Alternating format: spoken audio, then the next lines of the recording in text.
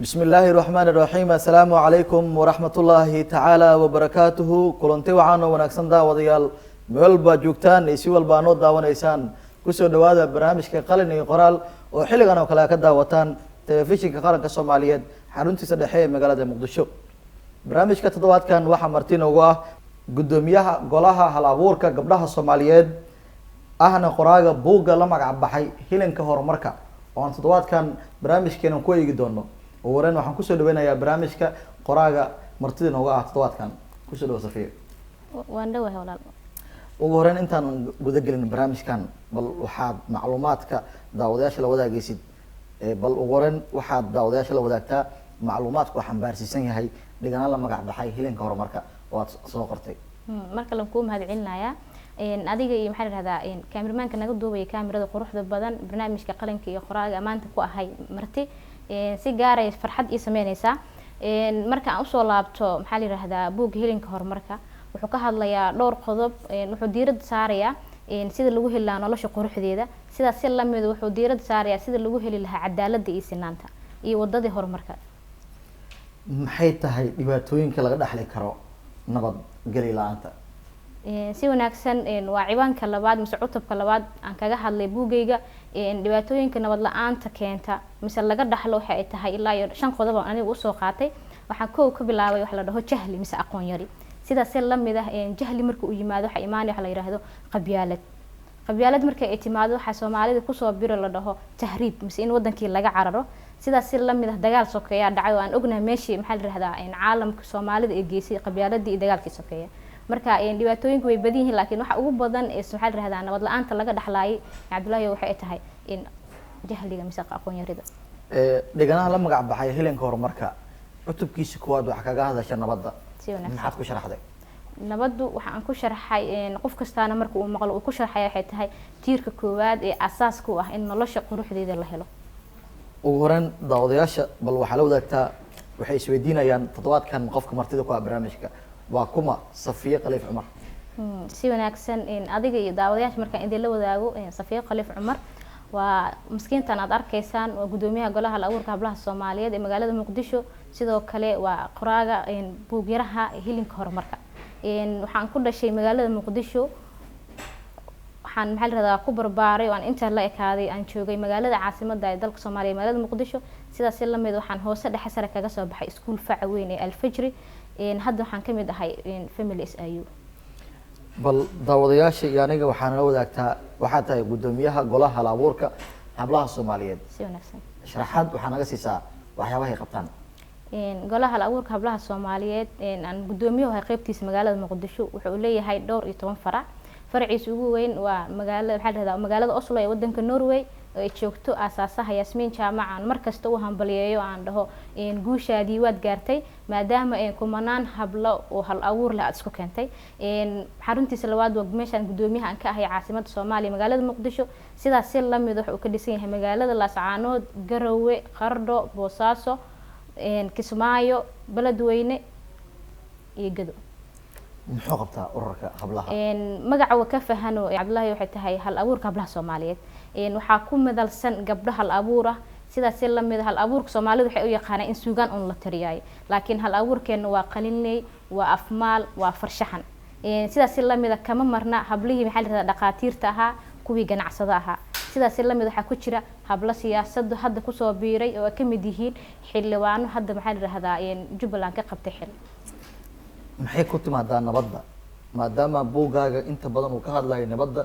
iyo siyaabaha loo gaaro in la helo nabad waarta si wanaagsan buugayga magaciisa waxay ka hadlaysaa sida nabadda lagu heli lahaa wadadii nabadda lagu heli lahaa mise horumarka lagu heli lahaa waxay tahay nabadda waxaa lagu heli karaa dhowr qodob in la sameeyo qodobka koowaad waxay tahay qofka nafsadiisa inuu horta nabadda ka bilaabo tusaale marka aad tiraahdo nabadan ka hadlaya adigiina aad cadaalad darro ku shaqeynayso macnaheedu ma aha nabad keeni kartaa laakiin qofku waxay tahay macnihiisu inuu asiga nabadda fahmaay sidaas la mid ah bi'ada uu ku nool yahay mise guriga uu ku nool yahay in nabadda uu ka soo bilaabo marka xigtay bulshada uu la nool yahay nabadda uu la maxaa la yiraahdaa uu la jaan qaatiyo mise asiga uu kula dhaqmo waxaan aaminsan hadaad adigu nabadda ku dhaqanto aan aniga ku dhaqmo in nabadda la helayo dhiganahan hilinka horumarka si wanaagsan magacan maxaad ku dooratay hilinka horumarku waa afsuugaaneed sidaas la mid ah suuq markii laga dhigo mise afka Soomaalida waxa la afguri laga dhigo wuxuu noqonayaa wadadii lagu horumari lahaa hilinka horumarku magacu laba meel buu ka yimid marna wuxuu ka yimid maxaa la yiraahdaa qisada buugga ku saabsan oo dhaxdeeda sheeka aan aniga iyo adeer isku dhaafsaneyno magaca uu ka yimid sidaas si lamid ah buugga magaciisa waxa ii hadiyeysay gabar la dhaho Najmo Maxamed Sheekh Cumar ee Soomaalida u yaqaan Qaranbila marka Soomaalidu waxay tiraahdaa qof abaal gala waa la helaa laakiin qof guda lama helo Soomaalidu sidaas si lamid waxay dhahdaa qofka hadaadan abaalkiisa u guda karin waa inaad geed kasta iyo goob kasta aad ka sheegtaa marka kun iyo koow jeer waxaan u mahadcelinayaa Najmo Qaranbila oo magaca buugga ii hadiyeysay safiyahan goorma ku walaatay inaad wax qortid aniga sideedaba maxaa la yiraahdaa markayga hore maxaa la yiraahdaa waan jeclaa in wax aan qoro in aan wax dhageysto baan ka sii jeclaa waayo qofka markuu wax badan aqriyo wax badan dhageysto wax qori kara buugaygan hadda tusaale markaan kugu soo qaato markii ugu horeysay ee ugu dhalanay inaan bilaabo waxay heshay 20kii bisha shanaad 2012 wax walbo la qorayo waxa jira caqabado si wanaagsan intii aad qoraysay hilinka horumarka dhiganahan oo inta badan dadkii aad u jecel yihiin inay akhristaan hal ilaw bal naloodaag Abdullahi maxaa la yiraahdaa caqabaduhu iska tiro badan yihiin markii aad lug iyo gacan isdaba dhigtaan waa waajib inaad caqabad helayso caqabadu waxay ka bilaaban kartaa reerkaaga oo waxa laga yaabaa inay ku dhahaan gabar qoraa maxay taraysaa Soomaalida sida ay aaminsan yihiin alxamdulillah familkii mar hadaan ka badbaaday ay yihiin famil aqoon leh ay yihiin famil maxaa la yiraahdaa nabad u sameeysan waxa ka badbaadeen mararka qaar dadkii aad la nooleed ee bi'ada kugu la sugnaa tusaale asxaabtaadii sidaas la mid ah markii wax la qoriyo waxaan ka warhaynaa in uu loo baahan yahay xog aruurin wax la dhaho marka dadka xogtii ka doonatay baa caqabad kugu noqon karo caqabada ugu weyn ee buugayga 7 sano aan qorayay maxaa la yiraahdaa aan ka dhaxlo waxay tahay mid kamid ah odayaasha magaalada Muqdisho aan rabay hadda magaciisa inaan meeshan ka sheego maxaa la yiraahdaa mar aan balamiyay oo aan rabay inaan ka wareysto maadaama ehel u yahay nabadda uu dhowr iyo 60 sano uu noolaa in maxaa la yiraahdaa aan ka wareysto uu war iga siiyo inta sano uu noolaa in nabadda maxaa la yiraahdaa macnaheedu si intuu ka aaminsan yahay marka sidaan ka warhayno marka qof aad balmiso waa labo inaad gurigiisa ugu tagto mise gurigaaga uu kugu yimaado laakiin intaas maana sameeyno waxaan ku kulnay meel magaalada kamid ah gaari baan ku soo qaaday markaan fariisanay waxaan ku yiri adeer soo dhawow waxaan u baahanahay inta aad nooleed iyo xigmadaada nabadda aad inta aad ka aaminsan tahay markuu i dhageystay Ilaahay ha barakeeyay wuxuu in cabaar u aamusay markuu cabaar aamusay aniga cabaar aamustaankaas shaki igeliyay markuu cabaar aamusay wuxuu igu yiri waxa tahay gabar waxa tahay dhalinyaro waxaad ku nooshahay caasimadii Soomaaliya maxaad nabad ka sheegi kartaa يعني ujeedkiisu asigu wuxuu ahaa waxa tahay gabar yani liiditaan buu ka waday inaad nabad waxba ka qaban kareen marka waan ku qosla waxaan ku yiri adeer waad mahadsan tahay kuni ka jira ku mahadcelinaya laba marna waan ku mahadcelinaya marka waad waqtigaagii waad ii hurtay marka kale waxaan ogaaday wax ka guuxaya waxa nasiib darro ah mise nasiib xumo ah in adoo dhowr iyo 60 sano nool aadan wali fahmin gabadha kartideeda wali aadan ogeyn gabar iyo wiil in nabad loo siman yahay marka waxaan ku dhahay maanta maalin aan ahayn baan wada hadli doonaa nasiib wanaag adeerkaas Ilaahay ha barakeeyo wuxuu ahaa qofka ugu horeeyay markii dhiganahaygu uu soo baxay soo wacay ii soo hambaliyay ma sha Allah Safiya waxaad ka mid noqotay dadkii lagu casuumay Muqdisho Book Fair oo shantii sano ee la soo dhaafay Muqdisho lagu qabanay si wanaagsan sanadkan 2019 ayaa wuxuu u buuxsamay sanadkii shanaad maxaad ku soo bandhigtay maxaa la yiraahdaa Muqdisho Book Fair agaasimihiisa iyo qabanqaabada Book Fair-ka waan u mahadcelinayaa sidaas si la mid ah waxaan u mahadcelinayaa Book Fair-kii ka horeeyay ee magaalada Garowe asigana aan qayb ka ahaa martidiisa waxaan ku soo bandhigay oo markii marti aan ku ahaa aan mataliyay gudoomiyaha golaha aan u ahay ee golaha abuurka hablaha Soomaaliyeed sidaas la mid waxaan ka hadlayay buugayga hilinka horumarka ee 7 sano qaatay maalintii saddexaad ee gabagabada waxaad fadhisay memberka ee dadka soo bandhigay buugaagta buugaagana waxaan nasiib u yeeshay inaad guddoonsiisid ra'iisul wasaaraha xukuumadda Soomaaliya dareenkaaga maalintaas isbedel nooca ah dareentay maxaa la yiraahdaa aadan ugu faraxsanahay wasaaraha iyo qofkii ka dambeeyayba inaan maxaa la yiraahdaa wasaaraha buug guddoonsiyo aan u mahadcelinayaa waxaad dareemi kartaa gabar maxaa la yiraahdaa markeedii horeba sidaan kuu sheegay buugga qisadiisu waxay ka timid maraan Soomaaliya mataliyay aan wadanka banaankiisa aaday marka maxaa la yiraahdaa gabar markeedii hore 7 sano ka hor buugga uu ku dhaliyay ayadoo gabar qaran ah in ra'iisul wasaaraheedii buug ay guddoonsiiso macluumaadkeedii oo ahaa in maxaa la yiraahdaa uu gaaro madaxda qaranka aadan u faraxsanahay maalintaas waxaan dareemay xaqiiqatan qofna lama wadaagi karo waayo wax la qori karo weey maahan wax la sheegi karo maahan goob kala gedisan oo muqdisho iyo gobolada dalka ayaa kusoo bandhigtay Si wanaagsan. buugga la magac baxay hilinka horumarka tan iyo xilligii aad soo bandhigtay maxaa kaaga baxay ma is leedahay waxyaabo aan aaminsanayn ayaan dib u arkay intii aan ku guda jiray hawshan si wanaagsan buugga markaan bilaabayay da-deedu aad u yareed dugsi hoosaan ahaa markaan bilaabayay buugga uu igu dhalinayay haddana waxaan marayaa heer jaamacadeed marka inta horta xog aruurinta aan waday baan wax badan dheefay waxaan soo ogaaday maxaa la yiraahdaa nabadda Soomaaliya meeshii kasoo bilaabatay waxaan ogahay in dhalinyarada Soomaaliyeed ay yihiin dad nabadda ehel u ah qaarkood maxaa la yiraahdaa sidaas si lamida buugeygii markuu uu soo baxay Muqdisho kusoo bandhigay sidaas si lamida aan kusoo bandhigay maxaa la yiraahdaa magaalada Garowe oo waliba 2 jeer aan ku qabto marna aan maxaa la yiraahdaa marti ku ahaa buug feerkii sanaad ee Garowe ka dhacay sidaas si lamidana bandhig gaar aan ugu qabtay dhalinyarada magaalada Garowe ee gobolka Nugaal ay maxaa la yiraahdaa ay iga codsadeen in marti u qabto barnaamijka waxaan ka dheefay mise aan ka arkay in maxaa la yiraahdaa nabadda Soomaaliya ay soo laabanayso nabadda Soomaaliya dhalinyarada Soomaaliyeed ay yihiin dad ehel u ah soona bandhigi kara nabaddu waxa ay tahay bulshada Soomaaliyeed badanaa waxay aaminsan yihiin in dhalinyarada qorayaasha ama hablaha ama wiilasha si wanaagsan inta badan ay la kulmaan caqabado caqabadahaasi oo inta badan ku aadan qoraalka misleedahay waxaa jiro qorayaal badan oo buwaagtooda laga dhex helo qalad inta badan aysan arkin bulshadana ay dhibaato badan kala kulmaan si wanaagsan way jiraysaa maxaa la yiraahdaa markii aad waqti geliso in wax qorto waa qasab in qalad uu ka soo baxayo qaladkaana waxaa laga rabaa qolada tafatirka buugga inay qabtaan tafatirku waxaan Soomaalida ku maxaa la yiraahdaa ila daada ah dadka igu weyn ilaa wax uu ma sheegi karo ayaga biga aqoon badan aan u sheegayaa in buugga tafatirkiisa hal qof aan lagu aaminin in adiga qoraaga ah inaad tafatirato sidaas la mid ah dhowr qof oo maxaa la yiraahdaa is leedahay wuxuu ehel u yahay afka maxaa la yiraahdaa Soomaaliga aad u garanaya inaad u dhiibto waayo qofkan qaladkii uu arki waayo qofkan arkay laakiin marka aad hal qof u dhiibto hal tafatire qaladaad badan ka soo baxayo bulshadan hadhow saameyn ku keenay Safiya maxaad ku sharaxday dhibaatada ama cudurka uu leeyahay qabyaaladda oo inta badan dadka Soomaaliyeed ama dadka uu saameeyay sida ay aaminsan yihiin inta badan bulshada dhiganahaagana qayb aad kaga hadashay si wanaagsan yani dhibaatada laga dhaxlo nabad la'aantu uu ka yahay marka qofka qabyaaladiiste wuxuu noqon karaa horta markuu jahli yahay mise jaahil uu yahay mise aqoon yari ay jirto waxaad arkaysaa badankood dhalinyarta maxaa la yiraahdaa sanadahan dambe in ay heerkii jaamacadeed ayagoo kasii baxaya mise masterba maraya in qabyaalad ay ku dhaqmaan marka ma la dhihi karo qofkaas waa aqoon-yahan ma la dhihi karo qofkaas cilmi oo bartay waayo haddii aad weli qabyaaladii ku dambeyso haddii aad weli ku dambeyso in maxaa la yiraahdaa heebsooc iyo reer aad ku hadlayso cilmigaaga meel hore ma gaarsiisana qabyaalad waxa aan ku qeexay inay tahay waxaan nabad la'aanta Soomaaliya dhigay caalamku inooga hormaray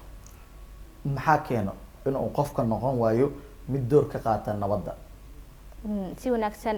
horaan kuugu soo sheegay waxaan ku yiri nabad la'aanta dhibaatooyinkeeda ka ah yani qofka in nabad laga waayo marka kood waxay tahay qofka inuusan ma garanaynba yani qofka wuxuu san garanayn lagu macdaabi karo marka haduusan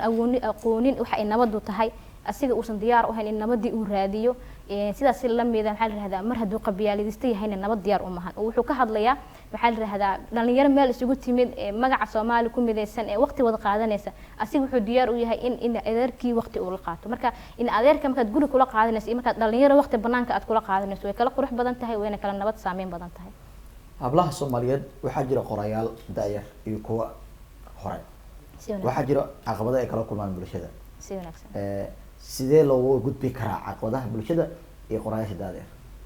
si wanaagsan maxaa la yiraahdaa caqabaduhu way badan yihiin si gaar ah marka aan ka hadlo horta qorayaasha daada yar maxaa la yiraahdaa aniga ila midka ah caqabadaha ay helaan waxay tahay buugaagii adoo dhowr sano qaatay ba waxa lagu leeyahay Soomaalidii wax qori jirtay iyo Soomaalida way kala duwan tahay meesha lagaga soo bilaabaya waa sax way kala duwan tahay waayo dadkaani casri iyo waaqici wax ku qorayeen annagana casri waaqici wax ku qoraynaa muhiim ma aha qofku in uu dhowr iyo 10 sano wax qoro waayo qofka marka uu ka hadlay wax soo jiitamay buu u baahan yahay wax badan oo ka hadlo sidaas la mid ah laakiin markii aad ka soo hadasho wax hore u soo dhacay waxa u baahan tahay inaad xog soo aruuriso wixii aad qorto tafatir ah hesho intii adiga awoodaada si gaar ah hablaha Soomaaliyeed caqabada haysto ah dumar baa tahay waxaan maxaa la yiraahdaa inta hadda i daawanaysa aan maxaa la yiraahdaa jaaniska CCTV-ga qaranka aan ugu maxaa la yiraahdaa uu sheegaya in kartidaada aad adigu soo banaan bixin karto hal abuurkaagu maxaa la yiraahdaa adaa banaanka keeni kara bulshadana ka gadi kara waxa aad tahay ana ku hadlaya gudoomiyaha golaha hal abuurka hablaha Soomaaliyeed magaalada Muqdisho haddii aad tahay hal abuur si tahay gabar waxaan diyaar u nahay meesha aad joogto inaan kugu imaado aan hal abuurkaaga bulshada la bandhigo haddii aad adiga ii ogolaato. maxaad ku sharaxday sida lagu heli karo nabadda maadaama nabadda ay qayb ka tahay nolosha aadanaha? si wanaagsan nabaddu waxa aan ku qeexay marka koowaad horta inay tahay tiirka koowaad ee asaaska nolosha waxa lagu heli karo nolosha quruxdeeda. marka nabaddu waxaan ku qeexay sida lagu heli karo waxaan iri haddii aad rabto inaad hesho nolosha quruxdeeda haddii aad rabto inaad dhadhan noloshaada ku yeelato waa inaad maxaa la yiraahdaa marka koowaad aad heshaa xaq iyo xuquuq. qofka wuxuu xaq iyo xuquuq ka hadli karaa markay wadanka meesha uu ku nool yahay ay ka jirto cadaalad iyo sinaan. sidaas la mid ah qofka wuxuu cadaalad iyo sinaan raadin karaa meesha uu ku nool yahay wadanka uu joogo magaalada uu ku sii nool yahay marka ay nabad ka jirto. marka si nabad loo helo waa inaan cadaalada iyo sinaanta aan ka shaqeynaa quruxda nolosheedana aan banaanka soo keenaa. maxaad ku macnaysay doorka haweenka Soomaaliyeed ay ka qaadan karaan nabadda? waa su'aal aad u muhiim ah. haweenka Soomaaliyeed door weyn ay nolosha ka leeyihiin. dadka qaar baa aaminsan in laf dhabarka nolosha ay yihiin laakiin aniga waxaan aaminsanahay inay halbowlaha nolosha ay yihiin. sidaas si la mid ah qofka marka maxaa la yiraahdaa wiil iyo gabar waa la kala saara Soomaalida.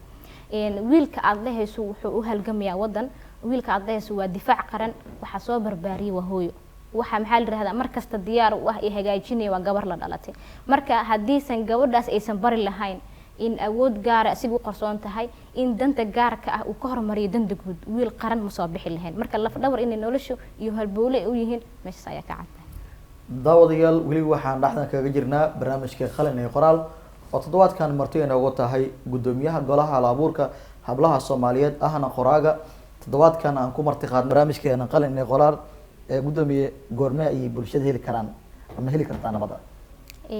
si wanaagsan bulshadu waxay nabad heli kartaa marka qof kasta uu isku xilqaamo. sida ognahay wadanku waxa ka socda isxilqaan. isxilqaanku ma ahan in meel un la dhisay. isxilqaanku waxay ka mid tahay horta nafsadaadu adigu diyaar ma u tahay in nabad aad hesho. tusaale markii masrax aad taagan tahay mise aniga tusaale aan iska soo qaato marka aan meel leeyaga yeero aan ka hadlo mowduuc nabad nabadii aan dhaho way wanaagsan tahay nabadu waa kala dambeyn nabadu waa cadaalad marka inta soo sharaxo markaan masraxii ka soo degana team protocolka mise dadka haga shaqada barnaamijka leega celceliyo aan dhaho aan mid kastaba goonidiisa u maago macnaheedu maaha inaan nabadda ka hadlayo. nabadda aan ka hadleyno in afka aysan inaga noqon ee aan ficil u bedelano qof kastana nafsadiisa uu ka soo bilaabo waayo hadiisan meesha wax ay ka qaldameen waa nafsada waayo qof kasto aan dunida aad ku arkayso ee baraha bulshada aad ku arkayso ee qabyaalada ka sheekeynaya wuxuu u laabanayaa guri yani gurigaas asaaska hadii uu ka soo hagaago tusaale waxaan aaminsanahay hooyooyinka Soomaaliyeed in Soomaali isbedelkeedu ayaga ku xiran yahay iyaga hadii ubadka soo baxaya maxaa la raahdaa ayaan aabaha soo shaqo tagaya wiilka wax barashada u socda gabadha jaamacadda aadaysa hadii ayaga baraan nabad waxa ay tahay in wadanka nabad helayo insha Allah. maxaad ku macnaysay dhibaatooyinka laga dhaxla tahriibka oo aan ognahay in inta badan dhalinteena ama dadkeena ay dhibaato fara badan kala kulmaan? si wanaagsan tahriibku waxa laga dhaxlayo qofka tahriibayna wuu ogyahay anaguna waan ognahay. tahriib markii aad aado waxa ugu horeeya maxaa la raahdaa aad haligti waa nafsadaadii. nafsadaadii maxaa la raahdaa diyaar ugu tahay in mad aad marto sidaas la mid ah intaad wadada aad ku socotay dhulka socoto ma la hubo meesha aad amaan ku gaari karto. sidaas la mid ah qof naftiisiiba doon yar saaray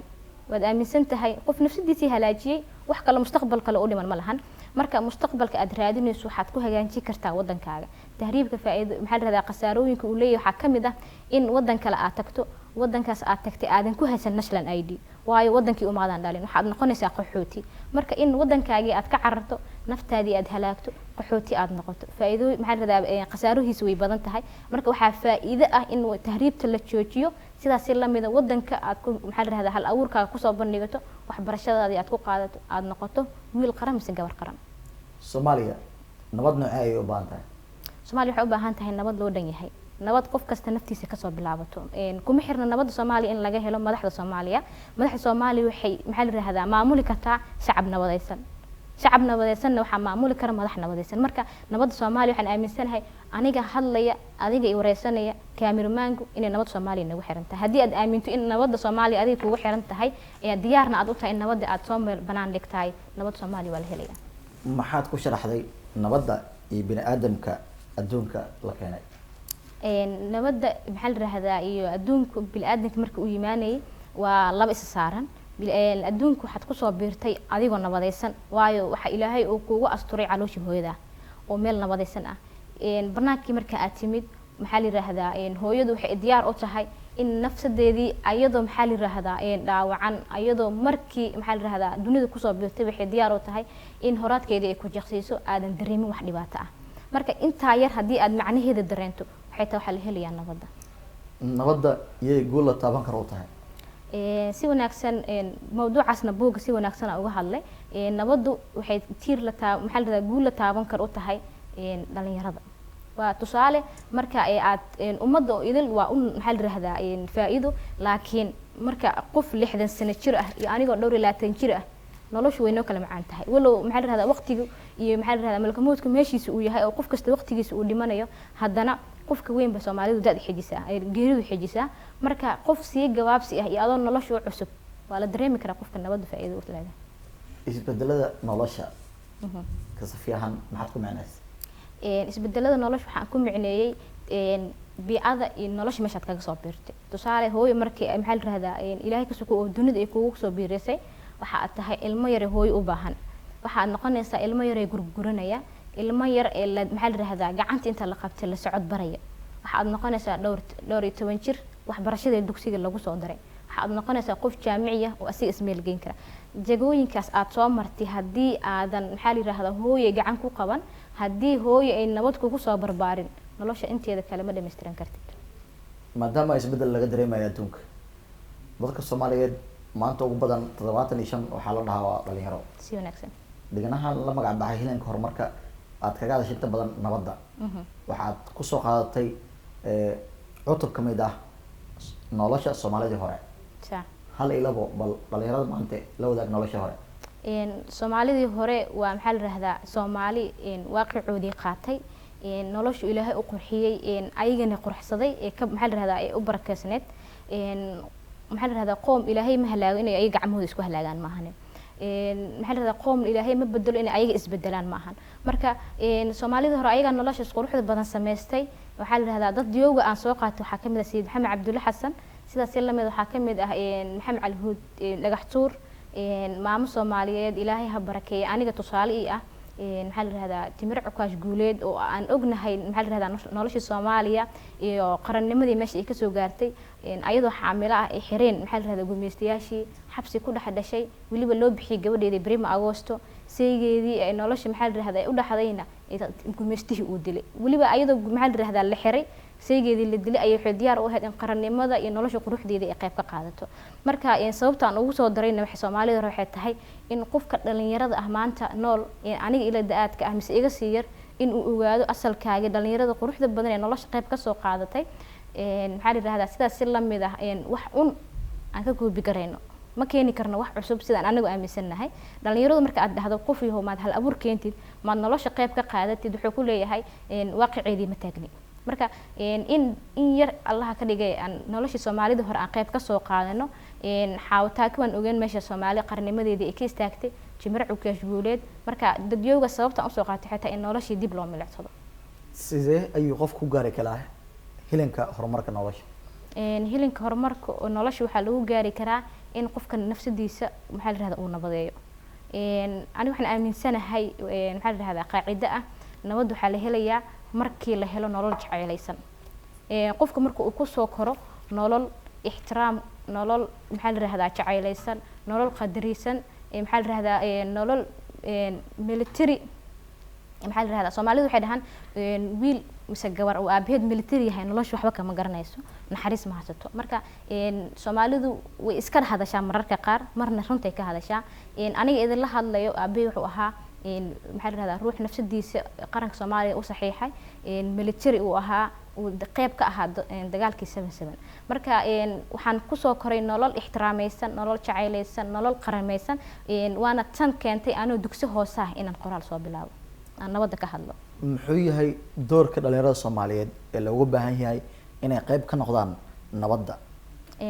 dhalinyarada Soomaaliyeed doorka nolosha idil ayay ku xiran tahay. hadba qofka nafsadiisa siduu u maalgeliyo ayuu dadkana u maalgelin karaa. Xigmada waxay dhahaysaa gabadha saaxiibanaha ay leedahay qofka haddii nafsadiisa usoo sahmiyo meel wanaagsan ayuu dadyoga kaleetana meel u sahmin karaa. marka nafsadaada mise nafta adiga kugu jirtaa iyo noloshaada aad meel fiican usoo sahmiso ayaa dadka yoga kale waxaad dhihi kartaa ina keena waxaan soo aragnay meel qurux badan. laakiin qof naftiisiiba aan ka warhaynin dadka kale wax uma sheegi karo. marka dhalinyarada Soomaaliyeed waxaan leeyahay nolosha quruxdeeda idinku xiran tahay, nabadda Soomaaliya idinku xiran tahay, fadlan nafsadaada maalgasho. safarkii nabadda ilaa halkuu gaaray? safarkii nabadda mise safarkii ilinta kusoo bilowday ee Singapore. waxaan kaga hadlay wadanka Singapore, Mr. Lee oo aad ogtahay Singapore meeshii ay ku yimid iyo meeshii uu keenay. sababta waa la weydiiyay su'aashaas maxaa Singapore u soo qaadatay. Singapore waa maxaa la yiraahdaa waxay ka mid tahay qisooyinka nabad la'aanta wadamada maxaa la yiraahdaa ka soo bilaabay, haddana aan ka warhayno inay tahay wadanka saddexaad ee dunida ugu awooda badan ee ugu maalka badan. Singapore waa jasiirad maxaa la yiraahdaa waxay ka kooban tahay 63 jasiiradood. waa jasiirad aan lahayn, waa gobol aan lahayn kheyraad dabiici ah. halka anagu haysano maxaa la yiraahdaa maal, maxaa la yiraahdaa dhulka hoostiisa bad aan haysano, bari maxaa la yiraahdaa kheyraad helayno. Singapore maysan lahayn. Singapore waxa iska jaray wadanka Malaysia. Mr. Lee caalamka hortooda wuxuu ugu ooyay in Singapore aan la goynin. markii Malaysia go'aankaas gaartayna dhexday xirteen maxaa la yiraahdaa waan arkaysaa dadaalkiisii meesha maanta Singapore ay taagan tahay. maxaad ku sharaxday dhibaatada uu leeyahay qaadka iyo nabadda? si wanaagsan qaadku nabadda ka hor wuxuu dhibaato u yahay qofka nafsadiisa. qofka nafsadiisa markuu dhibaato u horseedo naftaadaba kama fikirayo. marka qaadku dhibaatooyinka uu leeyahay ka mid tahay dhanka sharafta, dhanka caafimaadka, dhanka maalka iyo dhanka nabadda. afartaas mawduuc aan uga soo qaatay iyo waxaan sidoo kale waxaan ka hadlay in jaadku qofka markii qof maankiisa joogaba wax xukumi kara, qof maankiisa joogaba wax maxaa la yiraahdaa isbarbar dhigi kara. laakiin qof markaba maxaa la yiraahdaa maankiisiiba dooriyay wax laga sugaa iska yartahay. fariinta ay xabaarsan tahay xigmadda nolosha maxay tahay? nolosha xigmadeedu waxaa la yiraahdaa xigmadda waxay leedahay noloshu quruxdeedu waa hadba sidaad adigu ka dhigato. xigmadda nolosha waxay tahay noloshaada markaad adigu quruxsato, noloshaada markaad adigu maalgashato bay dadyoga kaleeto kusoo raacayaan. waxaa la arkay in kumanaan qof oo dadka u baahan oo dhahaya maalgashataan dadyogii kale ay dhageysteen. waana sababta keentay in dadka kale ay fariistaan. laakiin marka aad nafsadaada adigu aad maalgashato, naftaada aad adigu hibadeeda banaanka aad keento, dadyoga kale ayaga kusoo raaci doona. qaybihii dambe ee barnaamijkan soo gaarnay Safiyo, si wanaagsan qorshahaaga mustaqbalka dhow muxuu yahay maadaama aad ka mid tahay bahda qalinleyda Soomaaliyeed misna ka sii mid ah dhalinyarada bahda qorayaasha? mustaqbalku maxaa la yiraahdaa dhow waxaan rabaa isbedelo badan inaan sameeyo. hadda jaamacadii baa waxaa la yiraahdaa qayb dhexe ii maraysa. sidaas si la mid ah waxaan hadda kusoo biiray 7 sano ka hor baan kusoo biiray, laakiin hadda soo baxay curadka qalinkeyga oo hilinka horumarka ah, walow ay jiraan buugaag soo daba socdo oo ka hadlaya nolosha. marka mustaqbalku wuu qurux badan yahay, waana maalgashan doonaa insha Allah. muxuu yahay doorka suugaanta ee qayb kaga noqon karaan nabadda? waa su'aal muhiim ah. qolada suugaanyahanka ah waa dadka wax wacyigeliya. sidaas si la mid ah waa dadka wacyiga maxaa la yiraahdaa waaqica taagan bedeli kara. waxayna ku bedeli karaan caalamku waa in maxaa la yiraahdaa eray la keeno, naaxiyad la saaro, lagu luqeeyo. marka maxaa la yiraahdaa abwaanku uu sameeyo nolosha nabadda qiimaha ay kaga leedahay, naaxiyad la saaro, lagu luqeeyo, waxaan aaminsanahay dadyo badan in nolosha ka dhacsan inay soo qabsan doonaan, nabadana ay baran doonaan. bal waxaad sharaxaad naga siisaa dhibaatooyinka jahliga iyo nabad la'aanta? jahli mise aqoon yari maxaa la yiraahdaa nabadda ka sokow qofka mustaqbalkiisiiba wuu maqan yahay. qofku wuxuu nabad ka hadli karaa, qofku wuxuu nabad iyo nabad la'aan isbarbar dhigi karaa qofka marka uu og yahay in noloshiisu ay qurux badan tahay. qofka noloshiisuna waxay ku qurux badnaanaysaa inuu aqoon leeyahay, inuu cilmi leeyahay. ma sinna qof jahli ah iyo qof cilmi leh.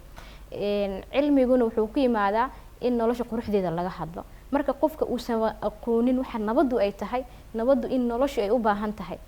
maba garanayso maaha, yacni aqoonteedii buusan lahayn. marka jaahilnimadu nabadda ka sokow waa waxa qofka bini'aadanka noloshiisa dib u dhigay. daawadayaal waxaan soo gaarnay goontii gabagabada barnaamijka qalin ee qoraal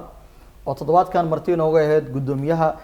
hal abuurka hablaha Soomaaliyeed ahna qoraaga buug la magac baxay hilinka horumarka Safiyo Khaliif Cumar aan toddobaadkan barnaamijkeena ku eegaynay dhiganaheeda hilinka horumarka barnaamijka muuqaalka quruxda badan waxaa noo duwayay Cabdullaahi Calas Yacko Yare dhinaca farsamada Muuse Cabdi Cali barnaamijka waxaa idiin soo jeedinayay anigoo Cabdullaahi Axmed Kulmiye inta barnaamijka mid lamid aan ku kulmi doono toddobaadka xigo waxaan idinkaga tagayaa sidaa iyo nabadgelyo assalaamu calaykum waraxmatullaahi wabarakaatuh Safiyo soo dhawow